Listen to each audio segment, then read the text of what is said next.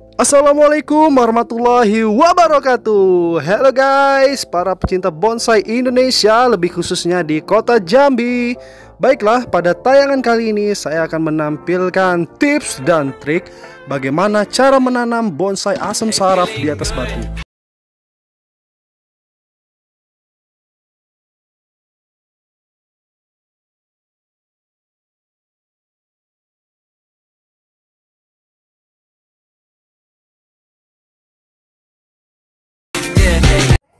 Baik, assalamualaikum warahmatullahi wabarakatuh. Di depan kita sudah ada satu bonsai yang biasa teman-teman rawat, yaitu bonsai asam saraf. Nah, pada kali ini bonsai asam saraf yang saya miliki itu dengan style on rock atau yang tumbuh di atas batu. Nah, jadi pada kesempatan kali ini saya akan memberikan tips bagaimana cara merawat bonsai asam saraf, serta bagaimana pula proses. Dan perlu teman-teman ketahui, bonsai asam saraf yang saya miliki ini pada awalnya berasal dari cangkokan juga, yang tidak terlalu lama sih usianya, kurang lebih 2 tahunan lebih juga lah, karena saya mulai berbonsai itu dari tahun 2016, jadi 4 tahun. Nah, ini dapat bonsai ini diberi oleh teman saya yang pada awalnya ukurannya kurang lebih setengah batang rokok. Nah, namun pada bonsai yang saya miliki ini, saya ingin memiliki gaya yang sedikit berbeda, karena saya belum pernah melihat asam saraf yang ada di atas batu dengan gaya on rock seperti ini. Kalau in rock yang tumbuh di dalam selipan batu itu sudah pernah, cuman kalau di on rock seperti ini belum ada. Nah, bagaimana sih teknik awalnya supaya kita bisa menanam bonsai asam saraf di atas batu atau on rock? Nah, pertama kali pada saat turun dari cangkokan itu tidak langsung saya taruh di sini ya. Itu saya tanam dulu di dalam polybag untuk memanjakan akar mudanya. Kalau dari akar mudanya langsung ditaruh di sini itu tidak efektif. Mengapa?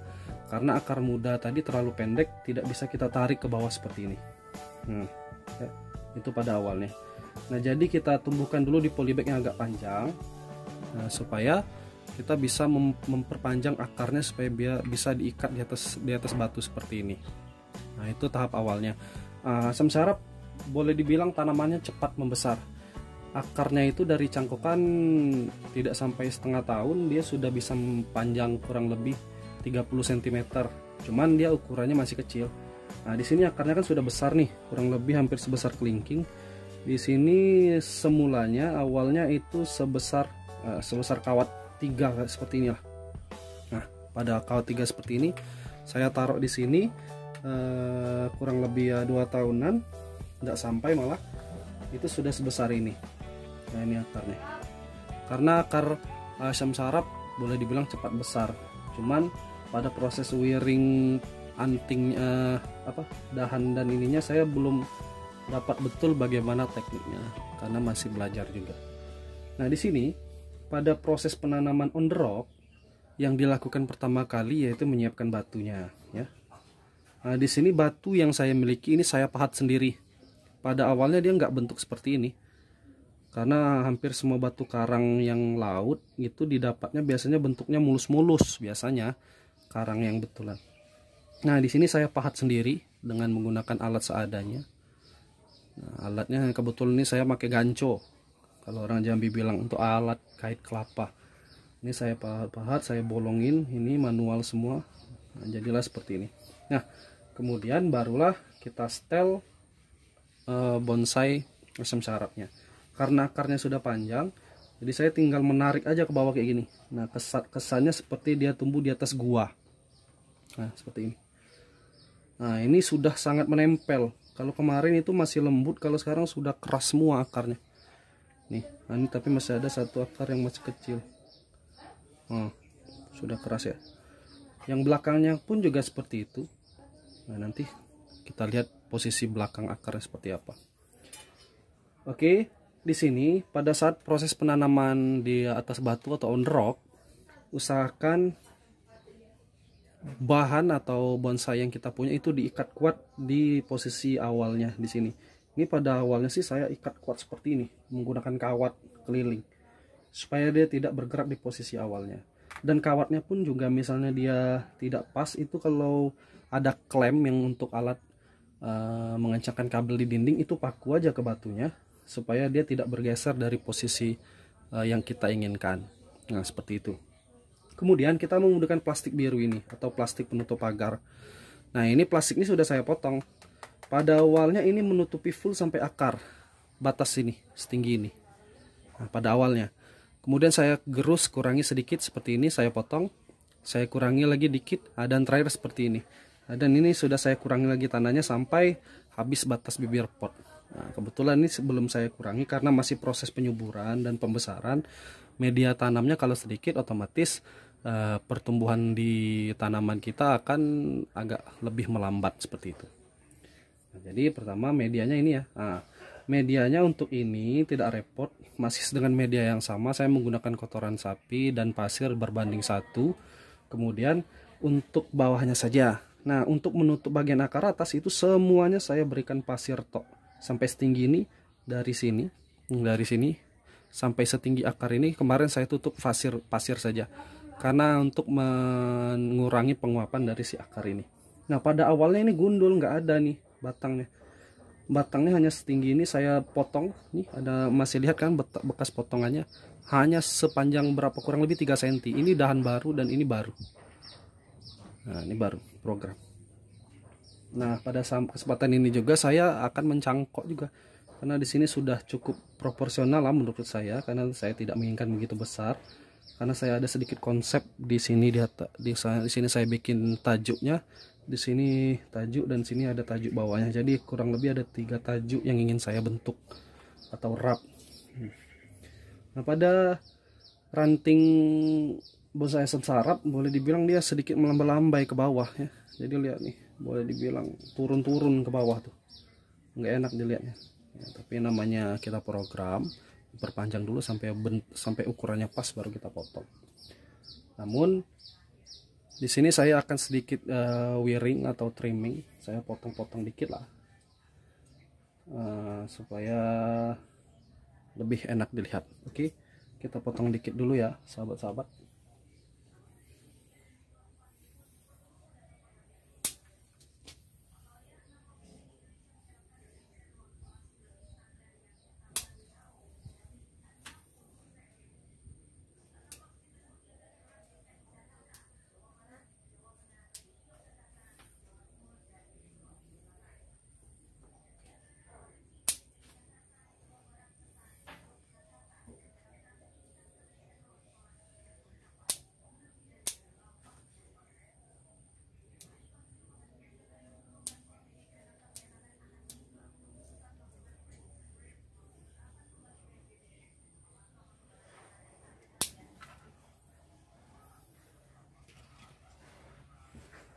Hanya sedikit saja teman-teman saya potong, karena ini terlalu ke bawah pada saat peletakan di tempat pemrograman. Karena tempat saya tidak begitu lapang, karena saya taruh bawah, jadi daun ini sampai ke bawah, jadi dia nggak ke atas, nggak subur.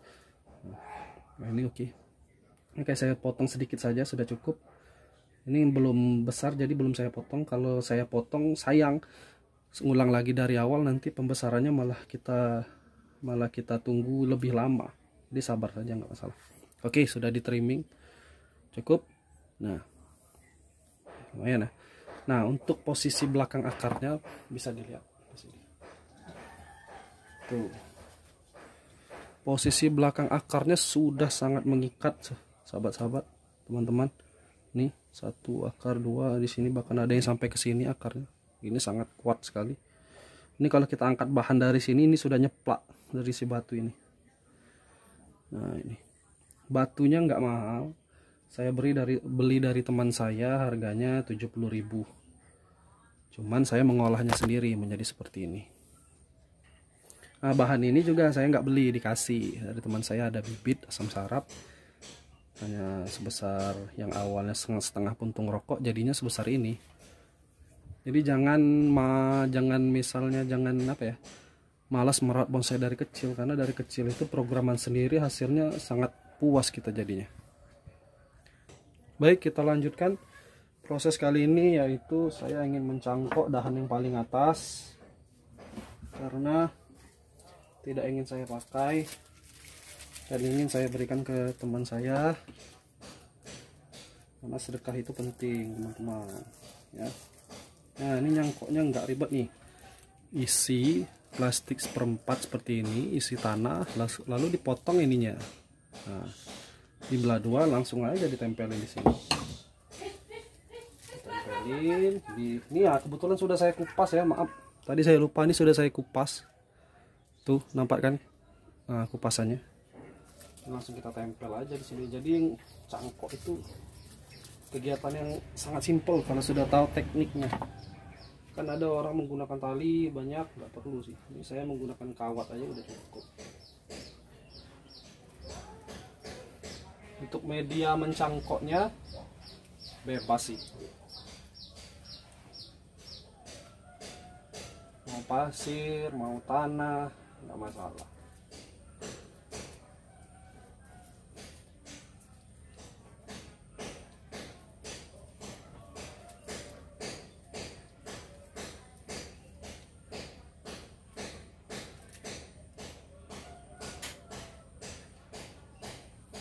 Oke sudah beres, nanti saya cagak dikit atau saya beri penopang.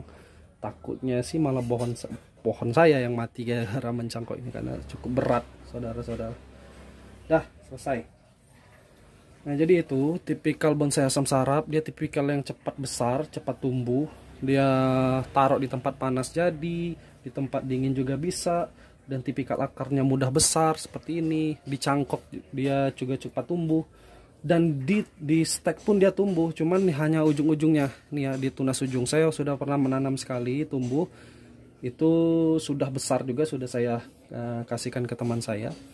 Nah itu untuk penyetekan pada pucuk tunas. Kalau mau lebih aman ya main sistem cangkok ini, karena dia akarnya tumbuhnya pastinya akan keliling. Kalau main stek itu akarnya biasanya ada 3 atau 2 yang besar-besar seperti itu. Nah tipikal yang selanjutnya, asam sarap ini enggak sesangar batang asam Jawa.